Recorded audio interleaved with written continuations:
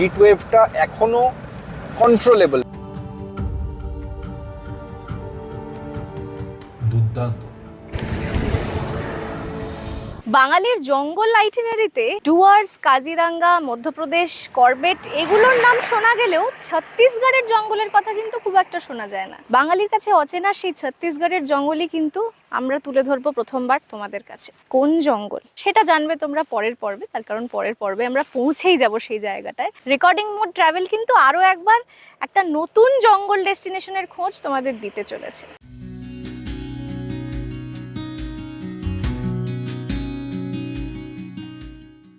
ছত্তিশগড় ভারতের ম্যাপে আলাদা রাজ্য হিসেবে আত্মপ্রকাশ 2000 সালে। এমন এক রাজ্য যা একসময় মিশেছিল মধ্যপ্রদেশে, যে ভূভাগের 44%, মানে প্রায় অর্ধেকটাই জুড়ে আজও জঙ্গল। আর জঙ্গল তো বরাবরই আমাদের টানে। হ্যালো বন্ধুরা, আরো একটা নতুন রোড ট্রিপ, আবার একটা নতুন সিরিজে তোমাদের স্বাগত। এই পর্বে তোমাদের জন্য নিয়ে এসেছি বাংলা থেকে ঝাড়খণ্ড পেরিয়ে ছত্তিশগড়ের জার্নি, যেখানে আমরা পাড়ি দেব 700 কিলোমিটার পথ। গুগল বলছে 14.5 ঘন্টা তো লাগবেই। আর এই জার্নিতে শুধু রাস্তা নয়, থাকবে পাহাড়, জঙ্গল, ভালো মন্দ সব গল্পই। কি রেডি তো? তাহলে চলো শুরু করি।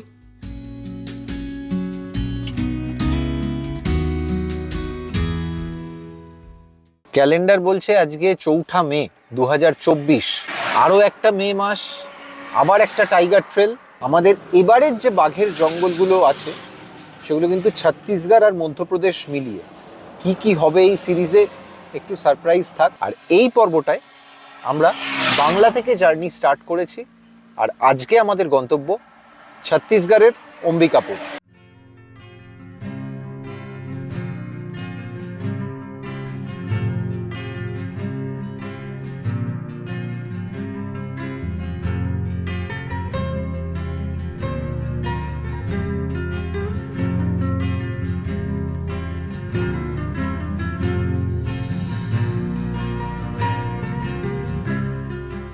একটা 706 কিলোমিটারের রোড ট্রিপে প্রথম সকালটা ভালোভাবে শুরু করাটা খুব জরুরি, এবং আমরা আজকে ঠিক সেটাই মাথায় রেখে আমাদের লক্ষ্য ছিল যত তাড়াতাড়ি বেরোনো যায়। যেহেতু মে মাস, গরমকাল, আমরা স্টার্ট করেছিলাম আজকে হুগলি থেকে 5টার সময়, ঠিক 5টায়, আর এখন বাজে 6:24, মানে 1.5 ঘন্টাও হয়নি। আমরা কিন্তু ধুলাগড় টোল প্লাজা পেরিয়ে ইতিমধ্যেই কোলাঘাটের দিকে এগোচ্ছি, এবং আমরা জানি না, হয়তো সকালে ব্রেকফাস্ট করার জন্য ওখানেই দাঁড়াবো বা এই রুটের মধ্যেই, এবং তারপর খড়গপুর হয়ে আমরা সোজা দৌড়বো। যেহেতু অম্বিকাপুর আমরা আগে কখনো যাইনি, সুতরাং এই রুটটা চেনা বম্বে রোডের, কিন্তু ডেস্টিনেশনটা যেহেতু নতুন, সেই জন্য আমরা চেষ্টা করব আজকে যত তাড়াতাড়ি সন্ধেবেলা পৌঁছানো যায়।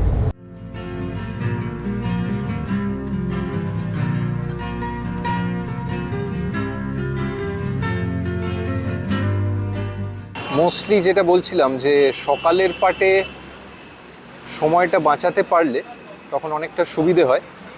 এই হচ্ছে সামনে সোনার বাংলা। এখানে যেটা সবচেয়ে সুবিধে হয় আমাদের, সেটা হচ্ছে যে সমস্ত রেস্টুরেন্টগুলোয় সকালবেলা রাশ বেশি থাকে, তার থেকে তোমরা যদি একটু যেখানে রাশ কম সেরকম জায়গায় যেতে পারো, তাহলে তাড়াতাড়ি জলখাবারটা মিটিয়ে ফেলা যায়। সেটাই আজকে চেষ্টা। তো এই হচ্ছে ভেতরে, বাইরেও বসে খাওয়ার বন্দোবস্ত আছে। যাই এদিকটার ভেতরে, মে মাসে ছাড়া কোনো উপায় নেই, এসি আছে যেহেতু।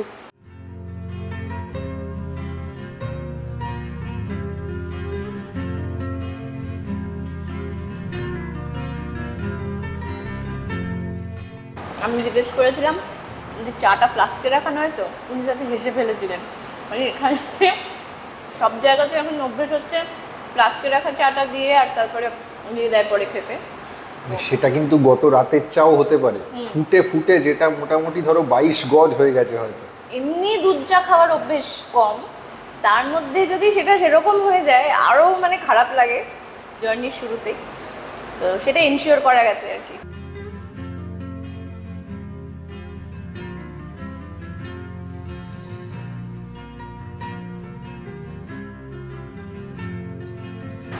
25-26 মিনিটে মিটিয়ে ফেলতে পেরেছি ব্রেকফাস্টটা। এটা খুবই ইম্পর্টেন্ট। চিল্ড বোতলও একটা সঙ্গে নিয়ে নিলাম। আবার এখন ননস্টপ স্ট্রেট আবার ঝাড়খণ্ডের কোনো একটা ডেস্টিনেশন থেকে তোমাদের সঙ্গে কথা হবে। চলো, লেটস মুভ।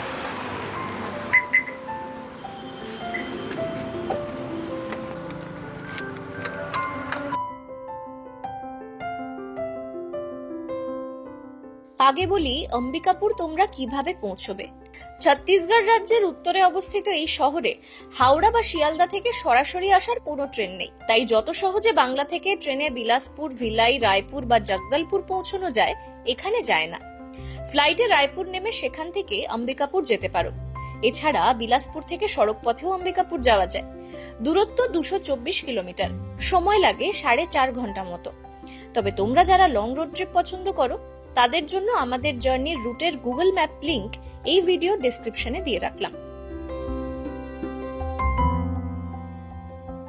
আমি নিশ্চিত রেকর্ডিং মোড ট্রাভেলে এই দৃশ্যটা তোমাদের কাছে বিরল। এটা সত্যিই কিন্তু কোনো রোড ট্রিপে প্রথমবার ঘটছে। তো আমাদের একজন নতুন ড্রাইভার লাইসেন্স পেয়ে গেছেন এবং রোড ট্রিপে স্টিয়ারিং ধরে ফেলেছেন। হ্যাঁ, এটা প্রথমবার আমারও, সত্যি কোনো লম্বা ট্রিপে আমারও প্রথমবার গাড়ি চালানো। আমি ধীরে ধীরে অভ্যেস করতে চাইছি আর কি, যতটুকু পারবো ধীরে ধীরে প্র্যাকটিস করছি আর কি। তো দেখা যাক কীরকম চালাচ্ছে, সেই ফিডব্যাক তো দেবই। আর তোমরাও কিন্তু নিচে কমেন্ট করে জানাবে যে এই নতুন আমাদের যে ড্রাইভার একজন যোগ হলো আমাদের রেকর্ডিং মোড ট্রাভেল টিমে, তো সেটা তোমাদের কেমন লাগলো।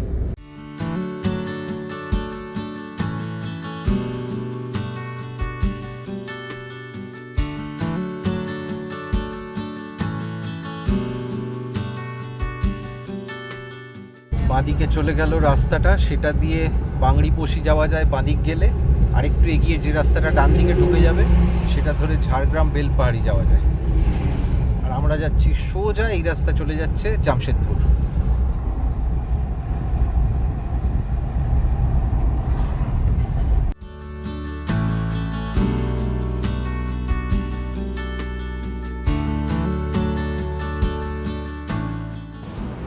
আজকে আমাদের ফার্স্ট ফুয়েল ব্রেক। জাস্ট আমরা ঝাড়খণ্ড ঢুকে সামনে ঘাটশিলা, তো এখানে হচ্ছে 98.15 ফিল হচ্ছে। পশ্চিমবঙ্গটা পেরিয়ে গিয়ে তেল ভরতে পারলে না মনে কেমন একটা আরাম। তো এই হচ্ছে আপডেট। আর এখন বাজে হচ্ছে 9:50, এখনও 10টা বাজেনি। আশা করছি 10টার মধ্যে আমরা ঘাটশিলা পেরিয়ে যাব, দেখা যাক।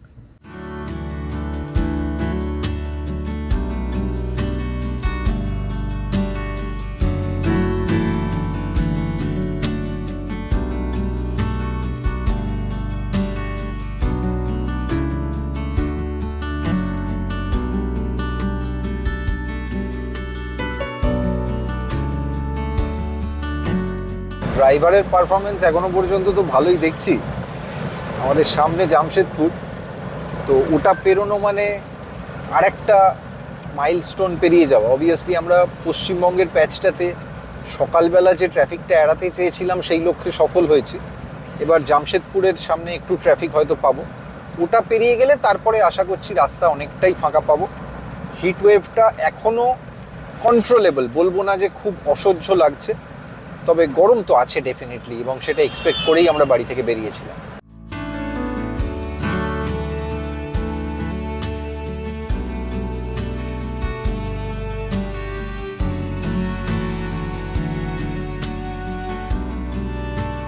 ওআরএস গরমের রোড ট্রিপে মাস্ট। আসলে যে কোনো সময় রোড ট্রিপে ডিহাইড্রেটেড হওয়ার একটা খুব প্রবণতা থাকে।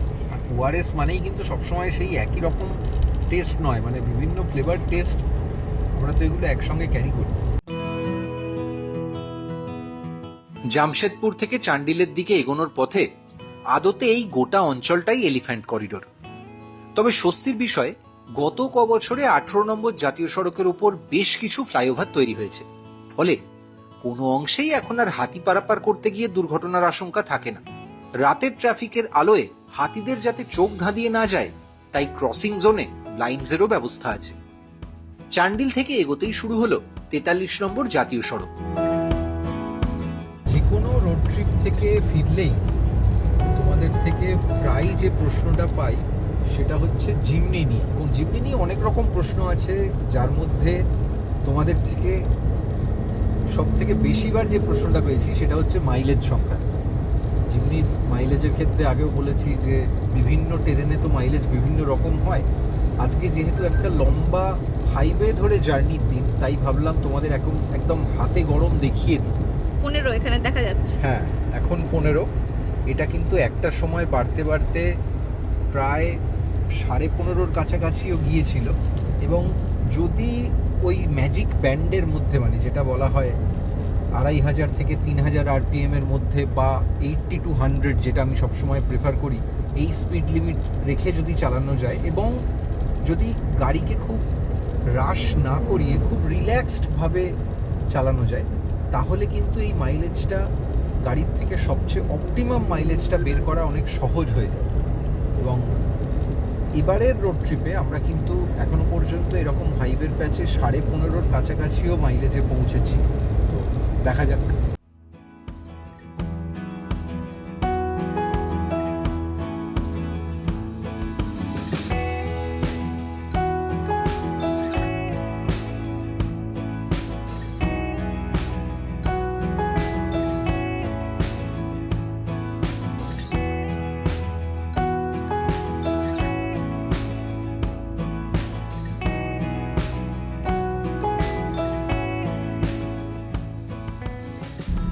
এতক্ষণ তোমরা আমাদের যে হাইওয়েটা দিয়ে আসতে দেখছিলে সেটা হচ্ছে ন্যাশনাল হাইওয়ে 43।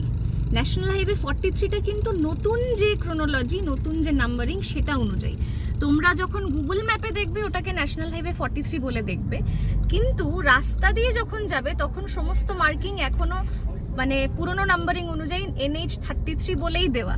এটা খুব ইন্টারেস্টিং, কিন্তু এটা একটু ডেফিনেটলি গাড়ি নিজে চালিয়ে আসতে গেলে এটা মনে রাখার মতো বিষয়।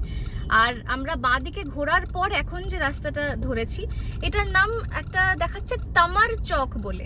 এর সবচেয়ে কাছাকাছি প্রমিনেন্ট জায়গা হচ্ছে সিন্দ্রি। আর এখানে কিন্তু মানে এই রাস্তাটা আবার হচ্ছে 143 AG, ন্যাশনাল হাইওয়ে 143 AG। শনিবার এখানে হাট বসেছে, তবে প্রচন্ড গরম বাইরে, আর এখন ঘড়িতে 11টা 43, 11:15টাই ধরো। ভালোই লাগছে। আজকে রাস্তা এখনো পর্যন্ত কোথাও আমরা খুব খারাপ বা খারাপও বলার মতো পাইনি। এরকমই চলুক, তাহলে অম্বিকাপুর তাড়াতাড়ি পৌঁছতে পারবো।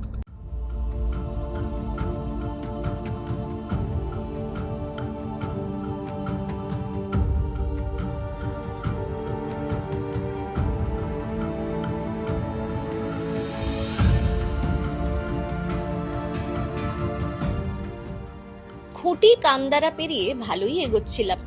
পালকোটের কাছাকাছি এক অদ্ভুত ঘটনা হলো, গাড়ি থামাতে বাধ্য হলাম। হয়তো রুটিন চেকিং, কিন্তু আমাদের অপরাধ ভোটের দোরগোড়ায় রোড ট্রিপে বেরোনো। সেদিন আমাদের গাড়ি যারা আটকালেন তারা জলপাই পোশাকেই ছিলেন, তবে পরে বুঝেছিলাম ওরা ঠিক পুলিশ নন।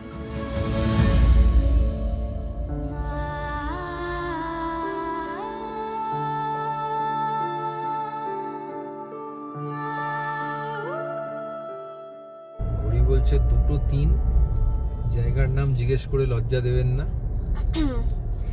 গুগল ম্যাপ নিজস্ব একটা কোনো শর্টকাটে চলছে, যার ফলে টাইম তো হুড়মুড় করে কমছে। শুধু এটুকু জানি আমরা আর 3.5-4 কিলোমিটারের মধ্যে ন্যাশনাল হাইওয়ে 43 ধরবো। আর এই যে জায়গাটা দিয়ে আমরা যাচ্ছি এটা গুমলা রেঞ্জের আশেপাশে কোনো একটা অঞ্চল। এক্স্যাক্টলি কিছু ছোট ছোট গ্রাম আছে, জনপদ, কিন্তু কোন জায়গা তার নাম ধাম কিছুই জানি না। মোট কথা আমি একটা কথা বলতে পারি, দুপুর 2টোয় যত ভালো লাগছে এই জায়গাটা পেরোতে, একটু কারো যদি অন্ধকার হয়ে যায় কোনো মতেই রেকমেন্ডেড। বিশেষ করে আমাদের রেনো কুইডে এর আগে আমরা ট্রাভেল করেছি, এই ধরনের রাস্তায় খুব অসুবিধে হয় ছোট গাড়ি নিয়ে।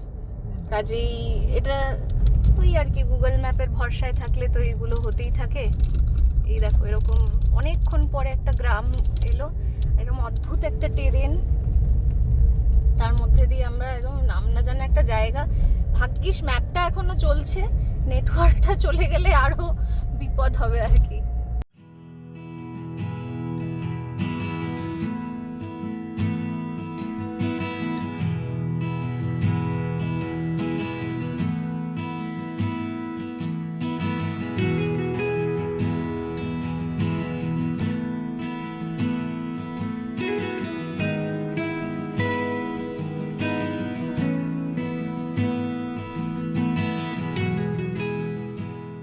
সিলাম থেকে আবার 43 নম্বর জাতীয় সড়ক ধরলাম।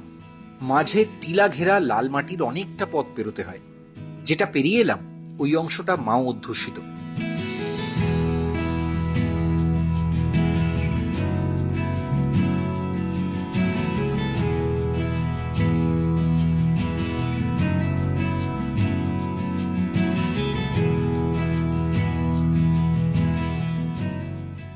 কিছুটা এগিয়ে পেট্রোল পাম্পের পাশে একটা ধাবাও চোখে পড়ল।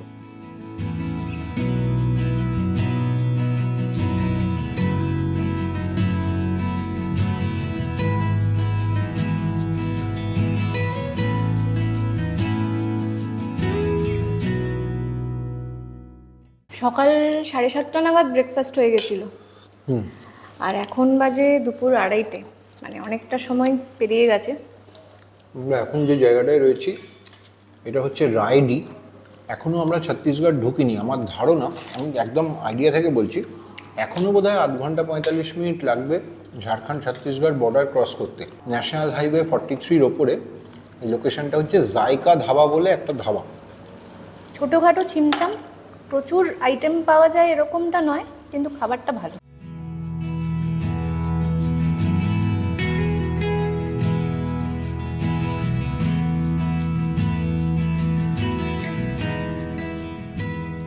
মাছ ভাত ছিল, কিন্তু আমরা ভেজ খাবো ঠিক করলাম। কী কী নিয়েছি আমরা? সত্যি বলতে কি আমার একটু মাছে ভরসা হলো না, আমি বুঝতে পারলাম না যে কেমন হবে, সেটা একটা বড় কারণ। তা আমরা নিয়েছি ভাত, ডাল ফ্রাই, আলু ভাজা আর 2টো পাঁপড় শ্যাঁকা, আর সঙ্গে ওরা শসা পেঁয়াজ আর আচার দিয়েছেন। ব্যাস এই। খাবারের টেস্ট ধাবায় যেরকম হয় ভালো ভালো, টাটকা খাবার, কোনো অসুবিধা নেই। আর আমাদের জাস্ট পেট ভরা নিয়ে দরকার। তারপর আমরা অম্বিকাপুর পৌঁছে রাত্রে তো নিশ্চয়ই ভালো করে ডিনার করবই।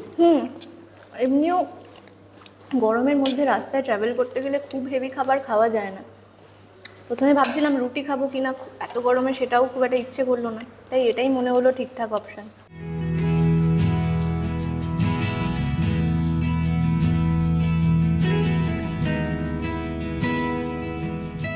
এক রাজ্য থেকে আরেক রাজ্যে যাওয়ার কিছুটা বর্ডারিং ট্রানজিটের মতো একটা গ্রাম্য জায়গা, খুব রিমোট। এখানে এর আগে তোমরা দেখলে রাস্তাঘাটও অত ভালো নয়, এখানে কিন্তু একটু ল্যাঙ্গুয়েজ ব্যারিয়ার, মানে একটু কমিউনিকেশনেরও সমস্যা আছে দেখলাম। নেই, এটাও কিন্তু এক ধরনের অভিজ্ঞতা। একদম। এত বড় দেশ আমাদের, হিন্দিরও এত রকম ডায়ালেক্ট।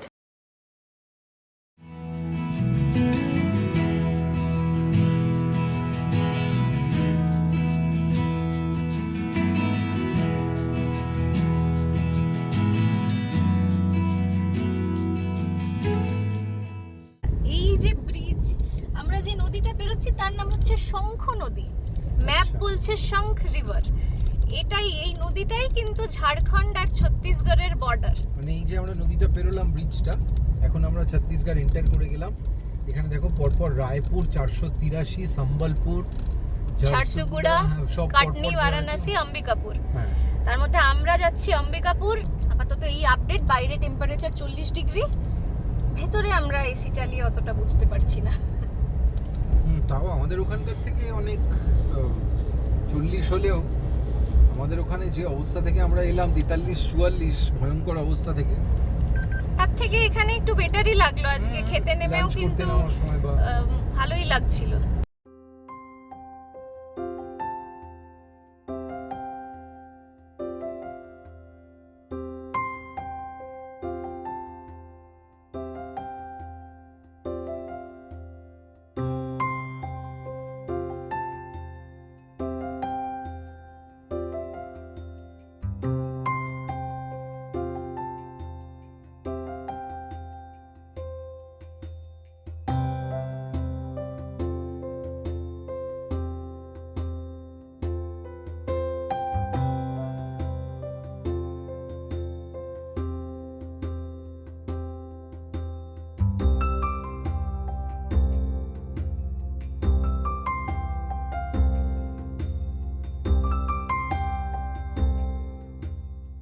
এই জন্যই বারবার বলি যে রোড ট্রিপ করা কেন জরুরি। দেখাচ্ছি তোমাদের, এরম আশ্চর্য শেপের কোনো পাহাড় তোমরা এর আগে কি দেখেছো?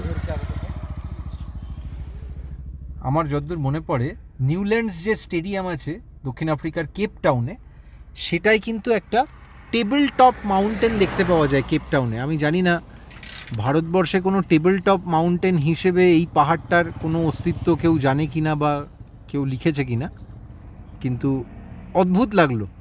কাছ থেকে একটু দেখানোর চেষ্টা করি যতটা জুম করা যায়। এর আগেও ছোটনাগপুর মালভূমির বিভিন্ন জায়গা আমরা গেছি, এক্সপ্লোর করেছি, কিন্তু ছত্তিশগড়ে যে ধরনের টেবিল টপ মাউন্টেনগুলো দেখছি, আমি একটু আগেই প্রদীপ্তকে বলছিলাম, মাটির রংটাই তো আলাদা।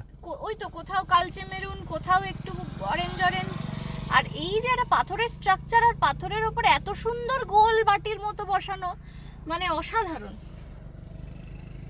পুরো মনে হচ্ছে একটা বাটি উল্টে রাখা আছে, একদম গোল বাটি উল্টে বসানো। আকাশটা কি লাগছে জাস্ট দেখো।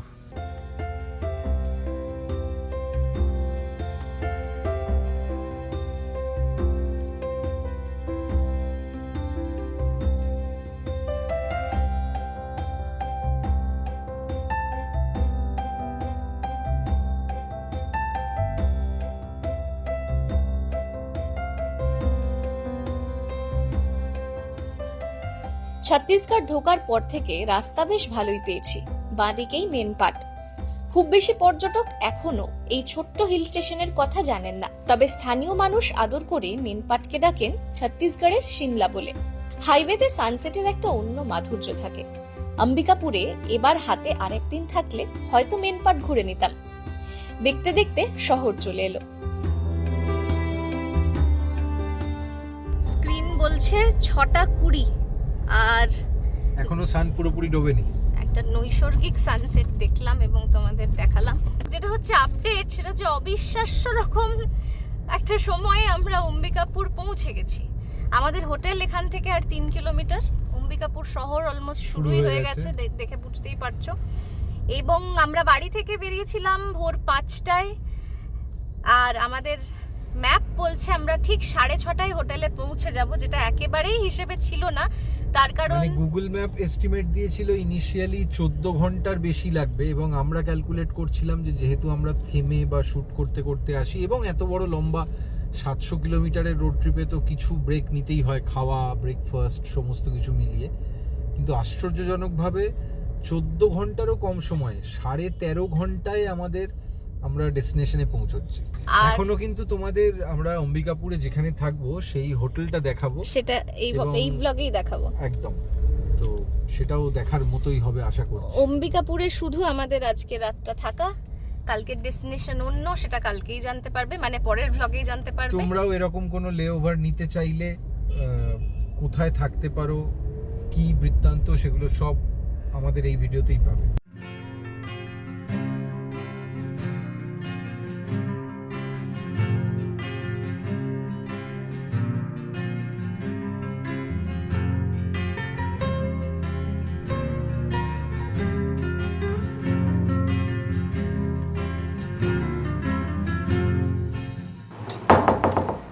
সাড়ে 13 ঘন্টা জার্নি শেষে একটা ঝকঝকে কোজি রুমে, মানে হোটেল রুমে চেক ইন করতে পারলে কিন্তু একটা মনের মধ্যে কিরকম শান্তি হয়। আর আজকে সেই চেক ইনটা হয়ে গেছে 6:45টার মধ্যে, যেটা আমাদের মানে রেকর্ডিং মোড ট্রাভেলের ইতিহাসে একটা ঐতিহাসিক বিষয় বলতে পারো। আমরা অম্বিকাপুরে রয়েছি দ্য অ্যাম্বার হোটেলে। এটা আমরা বুক করেছিলাম অনলাইনেই। আগে ফেসিলিটিগুলো দেখে নাও, তারপর বাকি ডিটেলে আসছি। ঢুকেই একটা ভীষণ কমফি বেড যেটাকে বলে সেটা চোখে পড়েছে। এটা কিন্তু এসি রুম, মে মাস, বুঝতেই পারছো। বাঁ দিকে একটা কাজ করার ডেস্ক আছে, সেখানে চা কফির ব্যবস্থাও রয়েছে, টি মেকারও আছে। তার পাশে টেলিভিশন আছে, এখানে টুকটাক জিনিসপত্র রাখার জায়গাও দেখা যাচ্ছে। আর এবার বিছানার থেকে এদিকে মানে ডান দিকে যদি চলে আসি, তাহলে এখানেও একটা জিনিসপত্র রাখার টেবিল, এখানে কাবার্ড, যেখানে আমরা আমাদের একটাই ব্যাগ আজকে নামিয়েছি আর ল্যাপটপ ব্যাগ, সেগুলো ঢুকিয়ে দেওয়া হয়ে গেছে। এখানেও আর একটা ওয়ার্ক ডেস্ক, কেউ চাইলে বসে কাজ করতে পারে। এটা একটা অসম্ভব আরামদায়ক ব্যাপার, এসে বসে দেখে নিয়েছি, আর একবার বসার লোভ সামলানো গেল না। এর পাশে একটা ফুল লেংথ মিরর, আর বাথরুমটাও কিন্তু খুব পরিষ্কার, একদম ঝকঝকে একটা ব্যাপার। বেদিং জোন, মানে ড্রাই জোন ওয়েট জোন আলাদা। এদিকে স্নান করার ব্যবস্থা, বেশ 4-5টা টাওয়েল দিয়ে গেছে দেখতে পাচ্ছি। আর এখানে বাকি সমস্ত ব্যবস্থা ওয়েস্টার্ন স্টাইল টয়লেট, সুন্দর একটা বেসিন আছে, খুব পরিষ্কার পরিচ্ছন্ন সব কিছু, এবং চেক ইন করার আগে স্যানিটাইজও করা হয়েছে, সেটা বোঝাই যাচ্ছে। এবার আসি আসল কথায়, সেটা হচ্ছে পার্কিং আছে কি না আর ট্যারিফ, মানে ভাড়া কত পড়লো এক রাতের জন্য। এদের পার্কিংয়ের ব্যবস্থাটা খুব সুন্দর। এই বিল্ডিংটার ঠিক পাশেই হচ্ছে এখানকার SBI। সেই SBI-এর যে বেসমেন্ট পার্কিং, সেই পার্কিংয়েই এখানে যারা থাকেন বোর্ডাররাও গাড়ি রাখেন, আমাদের গাড়িও সে সুন্দর একটা কাভার্ড পার্কিংয়ে রাখা আছে, খুব সেফ, গার্ডও আছে সেখানে। এটা আমরা বুক করেছিলাম অনলাইনে। আমাদের কিন্তু 2 জনের কমপ্লিমেন্টারি ব্রেকফাস্ট সহ এই রুমটা, AC রুম, এর ভাড়া লেগেছে 1676 টাকা। আমরা এখানে এক রাতই আছি।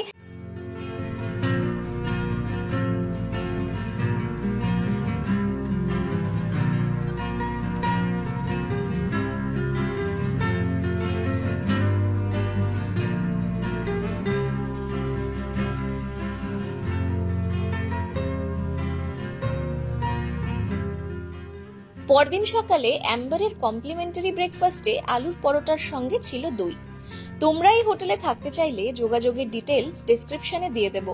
অম্বিকাপুর যে কেন ভারতের সবচেয়ে পরিষ্কার শহরগুলোর তালিকায় আছে সেটা সকালেই টের পেলাম। গরমা গরম আলুর পরোটা, পলাশদা বলে করবেন সেটাই যেটা মন চায়, আমি বলছি খাবেন সেটাই যেটা জিভ চায়। দাও, দুর্দান্ত। ডেডিকেটেড টু পারিজাতদা। আচ্ছা, ডেডিকেটেড টু পারিজাতদা, দুর্দান্ত।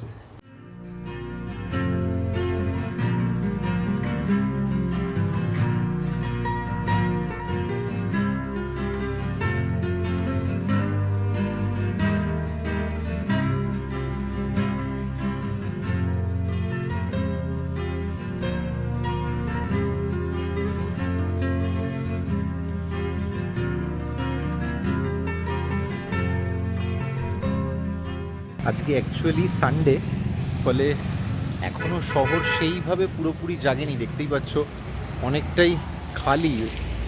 এই রাস্তাটা কিন্তু সন্ধেবেলা যথেষ্ট ভিড় থাকে, মেন মার্কেট। এবং এই দিকটা, এখানে ছিল আমাদের অ্যাম্বার হোটেল। এইখানে হচ্ছে এপাশে একটা সুন্দর গুরুদুয়ারা আছে, আর এইখানে হচ্ছে অম্বিকাপুরের স্টেট ব্যাংক। এই স্টেট ব্যাংক বিল্ডিংয়ের নিচেই বেসমেন্টে আম্বার হোটেলেরও পার্কিং। এটা কিন্তু যারা এই প্রপার্টিতে থাকেন তাদের জন্য ফ্রি পার্কিং, খুব সিকিউর।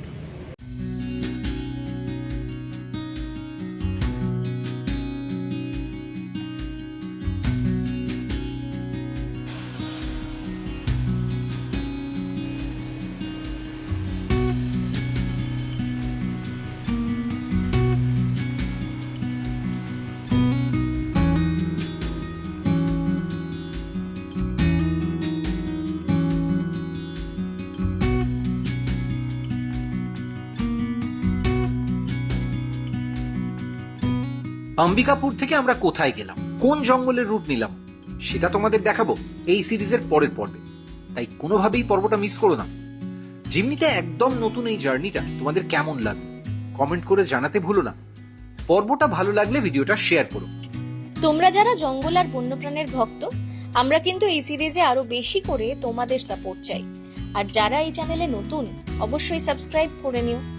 আগে থেকেই সাবস্ক্রাইব করা থাকলে অনেক ধন্যবাদ। ইনস্টাগ্রাম কিংবা ফেসবুকেও রেকর্ডিং মোডকে লাইক ফলো করতে ভুলো না। এই পর্ব নিয়ে কোনো প্রশ্ন থাকলে আমাদের সঙ্গে যোগাযোগ করো এই নম্বরে। খুব তাড়াতাড়ি আবার দেখা হচ্ছে পরের জার্নিতে।